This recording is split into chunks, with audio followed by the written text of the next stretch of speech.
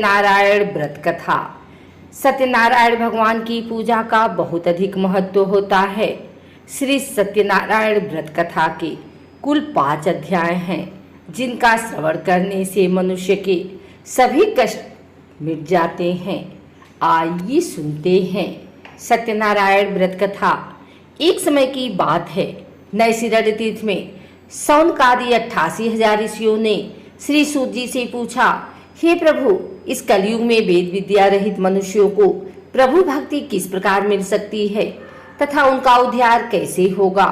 हे मुनि श्रेष्ठ, कोई ऐसा तप बताइए जिससे थोड़ी समय में ही पुण्य मिले और मनवांछित फल भी मिल जाए।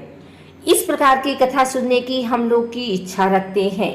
सभी शास्त्रों के ज्ञाता सूत जी बोले, हे वैष्णवों में पूज्य, आप सभी ने प्राणियों के हित की बात पूछी है, इसलिए मैं एक ऐसे श्रेष्ठ और व्रत के बारे में आप लोगों को जरूर बताऊंगा, जिसके बारे में नारद जी ने लक्ष्मी नारायण जी से पूछा था और लक्ष्मीपति श्री हरि ने नारद जी से कहा था। अब आप भी इसे सुनिए। एक समय की बात है, नारद जी दूसरों के हित की इच्छा के लिए अनेकों लोकों में घूमते हुए मृत्यु लोक में जा पहुंचे। यहाँ उन्होंने अनेक योनियों में जन्मे सभी मनुष्यों को अपने कर्मों के अनुसार पीड़ा झेलते हुए देखा। उनका दुख देख नारद जी सोचने लगे कि ऐसा क्या किया जाए जिससे निश्चित रूप से मानव के दुखों का अंत हो जाए। इसी विचार पर मनन करते हुए वह विष्णु लोक में गए। वहां वह नारायण की स्तुति करने लगे और बोले, हे भगवान, आप अत्यंत शक्ति से संपन्न हैं, निर्गुण स्वरूप, सृष्टि के कारण भक्तों के दुख को दूर करने वाले हैं। आपको मेरा प्रणाम। नारद जी की स्तुति सुन विष्णु भगवान बोले, मुनि श्रेष्ठ, आपके मन में क्या बात है, उसे निसंकोच कहो। इस पर नारद मुनि बोले कि मृत्यु लोक में अनेक योनियों में जन्मे मनुष्य अपने कर्मों के द्वारा अनेकों दुख से दुखी हो रहे हैं। हे प्रभु, आप तो ये बताइए कि वो मनुष्य थोड़े प्रयास से ही अपने दुखों से कैसे छुटकारा पा सकते हैं। तब श्री हरि बोले, हे नारद, मनुष्यों की भलाई के लिए तुमने बहुत उत्तम प्रश्न पूछा है। स्वर्गलोक व मृत्युलोक दोनों में एक दुर्लभ उत्तम व्रत है जो पुण्य देने वाला है। आज प्रेम वश होकर मैं उसे तुमसे कहता हूँ। श्री सत्यनारायण भगवान का व्रत अच्छी तरह विधान पूर्वक करके मनुष्य तुरंत ही यहाँ सुख भोग कर मरने पर मोक्ष पाता है। श्री हरि के वचन सुन नारद जी बोले कि उस व्रत का फल क्या है प्रभु, और उसका विधान क्या है। यह व्रत किसने किया था, इस व्रत को किस दिन करना चाहिए, आप सब कुछ विस्तार पूर्वक बताएं।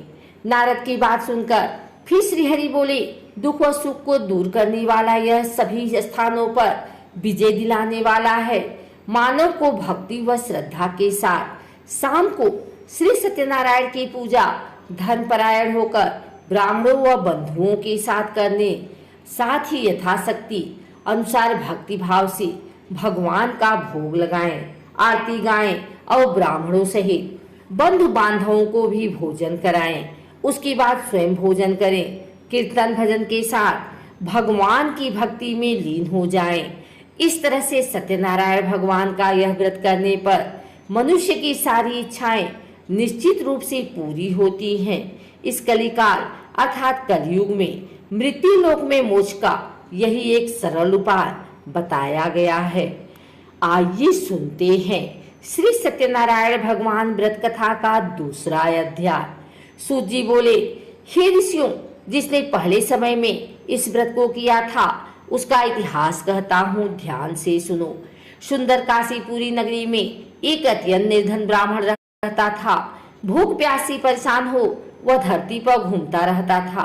ब्राह्मणों से प्रेम करने वाले भगवान ने एक दिन ब्राह्मण का वेश धारण कर उसके पास जाकर पूछा, हे विप्र, नित्य दुखी होकर तुम पृथ्वी पर क्यों घूमते हो। दिन ब्राह्मण बोला, मैं निर्धन ब्राह्मण हूँ, भिक्षा के लिए धरती पर घूमता हूँ। यदि आपका इस उपाय का कोई हल जानते हो तो बताइए। वृद्ध ब्राह्मण रूपी भगवान ने कहा कि सत्यनारायण भगवान मनोवांछित फल देने वाले हैं, इसलिए तुम उनका पूजन करो। इसे करने से मनुष्य सब दुखों से मुक्त हो जाता है। वृद्ध ब्राह्मण बनकर आए सत्यनारायण भगवान उस निर्धन ब्राह्मण को व्रत का सारा विधान बताकर अंतर ध्यान हो गए। अगले दिन सुबह उठने के साथ ही उस बूढ़े ब्राह्मण ने मन में संकल्प लिया कि सत्यनारायण का व्रत करूंगा, और फिर अपने नित्य कर्मों से फ्री होकर वह भिक्षा के लिए चल पड़ा। उस दिन उसे भिक्षा में बहुत सा धन प्राप्त हुआ। उसी धन से उसने परिवार के साथ भगवान सत्यनारायण की पूजा की, व्रत रखा। इस व्रत के करने के कुछ दिन बाद उसके सभी दुख और कष्ट दूर होने लगे और देखते ही देखते एक दिन वह संपन्न और अनेकों संपत्तियों का मालिक बन गया। तब हर महीने की पूर्णिमा के दिन वह ब्राह्मण सत्यनारायण की पूजा करने लगा। इस प्रकार सत्यनारायण भगवान के व्रत को करके वह श्रेष्ठ ब्राह्मण सभी पापों और गरीबी से मुक्त हो गया और उसने एक दुर्लभ मोक्ष पद को प्राप्त किया। इस तरह से सत्यनारायण भगवान के व्रत को जो मनुष्य करेगा वह सभी प्रकार के पापों से छूटकर मोक्ष को प्राप्त होगा। जो मनुष्य इस व्रत को करेगा वह भी सभी दुखों से मुक्त हो जाएगा। सूत जी बोले कि इस तरह से नारद जी से नारायण जी का कहा हुआ श्री सत्यनारायण व्रत को मैंने तुमसे कहा, हे विप्रो मैं अब और क्या कहूँ। ऋषि बोले, हे मुनिवर, संसार में उस विप्र से सुनकर और किस किसने इस व्रत को किया, हम सब इस बात को सुनना चाहते हैं। इसके लिए हमारे मन में श्रद्धा का भाव है। सूत जी बोले, हे मुनियों, जिस जिसने इस व्रत को किया है वह सब सुनो। एक समय वही विप्र धन व ऐश्वर्य के अनुसार अपने बंधु बांधवों के साथ इस व्रत को करने को तैयार हुआ। उसी समय एक लकड़ी बेचने वाला बूढ़ा आदमी आया और लकड़ियां बाहर रखकर अंदर ब्राह्मण के घर में गया। प्यास से दुखी वह लकड़हारा उनको व्रत करते देख विप्र को नमस्कार कर पूछने लगा कि आप यह क्या कर रहे हैं तथा इसे करने से आपको क्या फल मिलेगा, कृपा करके मुझे भी बताएं। ब्राह्मण ने कहा कि सब मनोकामनाओं को पूरा करने वाला यह सत्यनारायण भगवान का व्रत है। इनकी कृपा से ही मेरे घर में धन धान्य आदि की वृद्धि हुई है। विप्र से सत्यनारायण व्रत के बारे में जानकर लकड़हारा बहुत प्रसन्न हुआ। चरण अमृत लेकर वह प्रसाद खाने के बाद अपने घर गया। लकड़हारे ने अपने मन में संकल्प किया कि आज लकड़ी बेचने से जो धन मिलेगा उसी से श्री सत्यनारायण भगवान का उत्तम व्रत करूंगा। मन में इस विचार को ले बूढ़ा आदमी सिर पर लकड़ियां रख उस नगर में बेचने गया, जहां उसे अपनी लकड़ियों का दाम पहले से 4 गुना अधिक मिला। बूढ़ा प्रसन्नता के साथ पैसे लेकर सत्यनारायण भगवान की मूर्ति और व्रत की अन्य सामग्रियां लेकर अपने घर गया। वहां उसने अपने परिवारजनों को बुलाकर विधि विधान से सत्यनारायण भगवान का पूजन और व्रत किया। इस व्रत के प्रभाव से वह बूढ़ा लकड़हारा धन पुत्र आदि से युक्त होकर संसार के समस्त सुख भोग अंत काल में वैकुंठ धाम चला गया। श्री सत्यनारायण भगवान की जय। आइए सुनते हैं श्री सत्यनारायण भगवान की व्रत कथा का 3रा अध्याय। सूत जी बोले, हे श्रेष्ठ मुनियों, अब आगे की कथा कहता हूँ। पहले समय में उल्कामुख नाम का एक बुद्धिमान राजा था। वह सत्यवक्ता और जितेंद्रिय था। प्रतिदिन देवस्थानों पर जाता और निर्धनों को धन देकर उनके कष्ट दूर करता था। उसकी पत्नी कमल के समान मुख वाली तथा सती साध्वी थी। भद्रशिला नदी के तट पर उन दोनों ने श्री सत्यनारायण भगवान का व्रत किया। उसी समय साधु नाम का एक वैश्य आया। उसके पास व्यापार करने के लिए बहुत सा धन भी था। राजा को व्रत करते देखकर वह विनय के साथ पूछने लगा, हे राजन, भक्ति भाव से पूर्ण होकर आप यह क्या कर रहे हैं? मैं सुनने की इच्छा रखता हूँ, तो आप कृपा करके मुझे बताएं। राजा बोले, मैं अपने बंधु बांधवों के साथ पुत्र आदि की प्राप्ति के लिए श्री सत्यनारायण भगवान का व्रत व पूजन कर रहा हूँ। राजा के वचन सुन साधु आदर से बोला, हे राजन, मुझे इस व्रत का सारा विधान कहिए। मैं भी इस व्रत को करूंगा। मेरी भी संतान नहीं है और इस व्रत को करने से निश्चित रूप से मुझे संतान की प्राप्ति होगी। राजा से व्रत का सारा विधान सुन व्यापार से निवृत्त हो वह अपने घर गया। साधु ने अपनी पत्नी को संतान देने वाले इस व्रत का वर्णन कर सुनाया और कहा कि जब मेरी संतान होगी तब मैं इस व्रत को करूंगा। साधु ने इस तरह के वचन अपनी पत्नी लीलावती से कहे। एक दिन लीलावती पति के साथ आनंदित हो संसारिक घर में प्रवेश होकर सत्यनारायण भगवान की कृपा से गर्भवती हो गई। 10वें महीने में उसके गर्भ से एक सुंदर कन्या ने जन्म लिया। माता पिता ने अपनी कन्या का नाम कलावती रखा। एक दिन कलावती की माँ लीलावती ने अपने पति को याद दिलाया कि आपने सत्यनारायण भगवान के जिस व्रत को करने का संकल्प किया था उसे करने का समय आ गया है, आप इस व्रत को करिए। साधु बोला कि हे प्रिय, इस व्रत को मैं उसके विवाह पर करूंगा। इस प्रकार अपनी पत्नी को आश्वासन देकर वह नगर को चला गया। साधु ने एक बार नगर में अपनी कन्या को सखियों के साथ देखा तो उसे लगा कि उसकी कन्या अब विवाह योग्य हो गई है और उसने कन्या के योग्य वर ढूंढना शुरू कर दिया। एक दिन साधु की बात को ध्यान में रखते हुए एक नगर में पहुंचा और वहां देखभाल कर रही लड़की के सुयोग्य वारिक पुत्र को ले आया। सुयोग्य लड़के को देख साधु ने बंधु बांधवों को बुलाकर अपने पुत्री का विवाह कर दिया। लेकिन दुर्भाग्य की बात ये थी कि साधु ने अभी भी श्री सत्यनारायण भगवान का व्रत नहीं किया। इस पर श्री भगवान क्रोधित हो गए और श्राप दिया। अपने कार्य में कुशल साधु बनिया जमाई को लेकर समुद्र के पास स्थित होकर रत्नासारपुर नगर में गया। वहां जाकर दामाद ससुर दोनों मिलकर चंद्रकेतु राजा के नगर में व्यापार करने लगे। एक दिन भगवान सत्यनारायण की माया से एक चोर राजा का धन चुरा कर भाग रहा था। उसने राजा के सिपाहियों को अपना पीछा करते देख चुराया हुआ धन वहां रख दिया जहां साधु अपने जमाई के साथ ठहरा हुआ था। राजा के सिपाहियों ने साधु वैश्य के पास राजा का धन पड़ा देखा तो वह ससुर जमाई दोनों को बांधकर प्रसन्नता से राजा के पास ले गए और कहा कि उन दोनों चोरों ने हम पकड़ लिए हैं, अब आप आगे की कार्यवाही कीजिए। राजा की आज्ञा से उन दोनों को कठिन कारावास में डाल दिया गया और उनका सारा धन भी उनसे छीन लिया गया।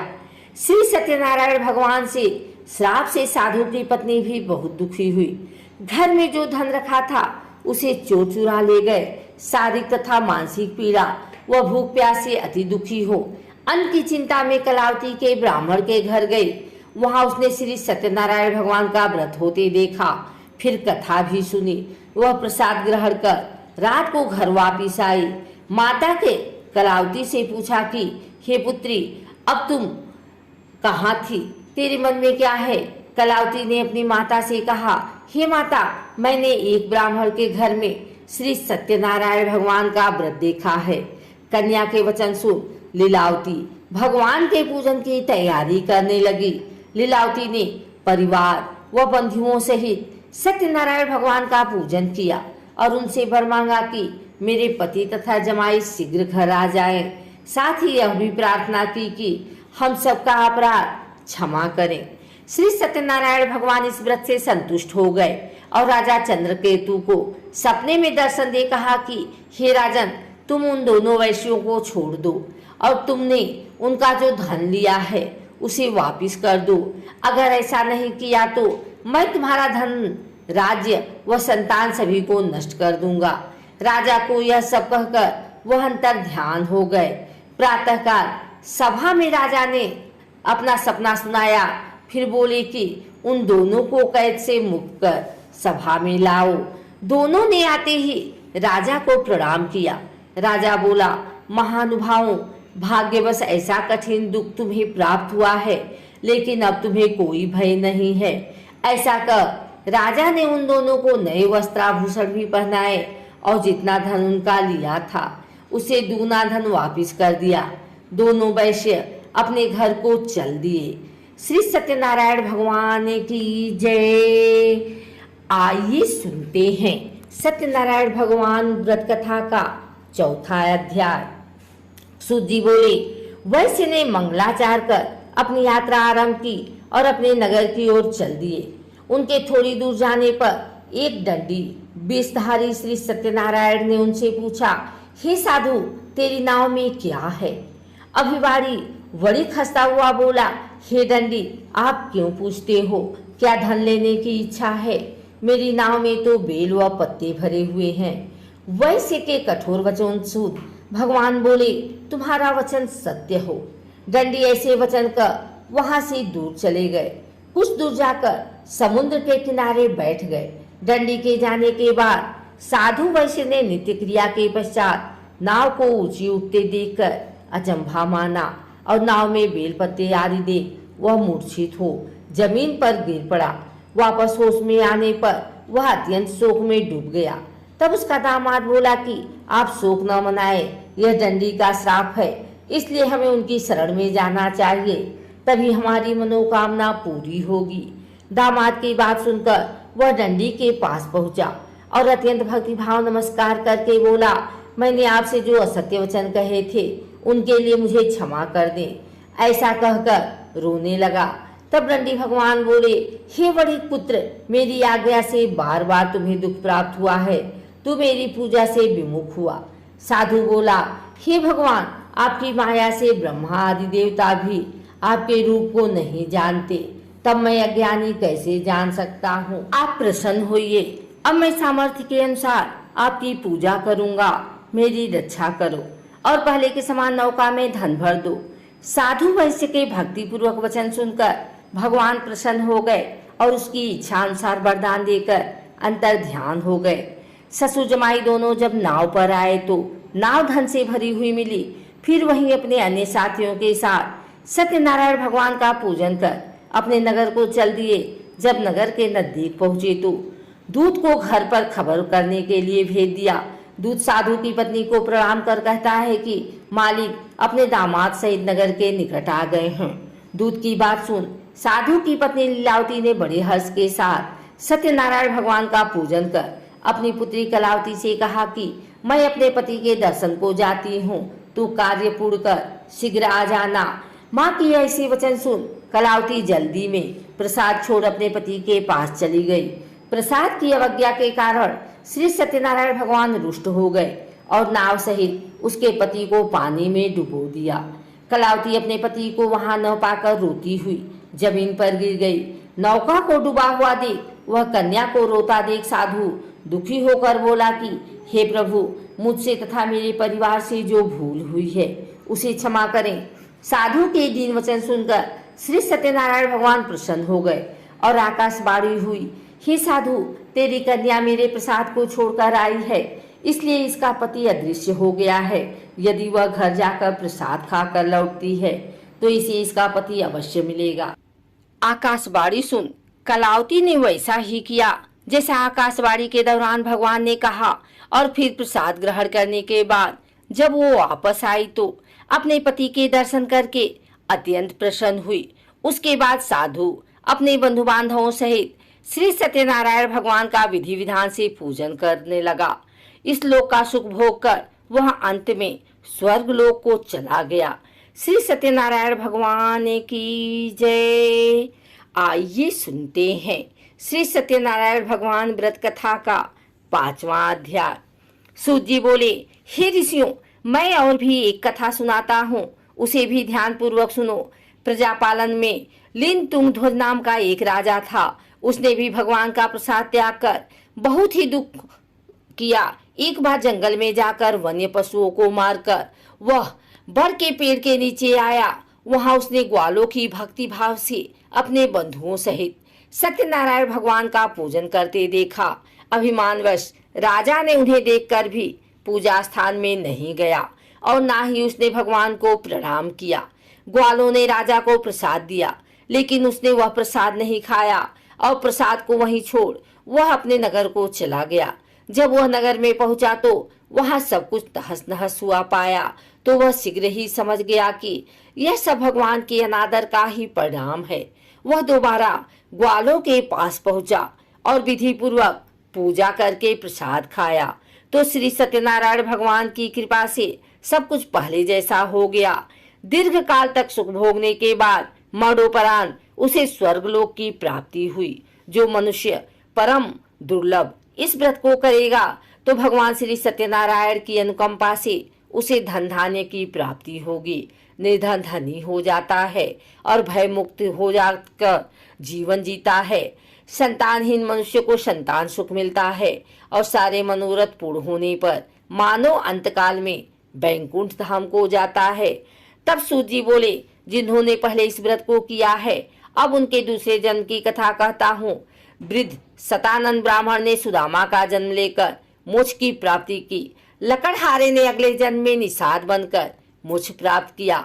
उल्का मुख नाम का राजा दशरथ होकर बैकुंठ को गए। साधु नाम के वैश्य ने मोर ध्वज बनकर अपने पुत्र को आरे से चीरकर मोक्ष पाया। महाराज तुंगध्वज ने स्वयंभू होकर भगवान में भक्ति युक्त होकर कर्म कर मोक्ष पाया। कथा सुनने के बाद सभी ने श्री हरि का झुककर प्रणाम किया। श्री सत्यनारायण भगवान की जय।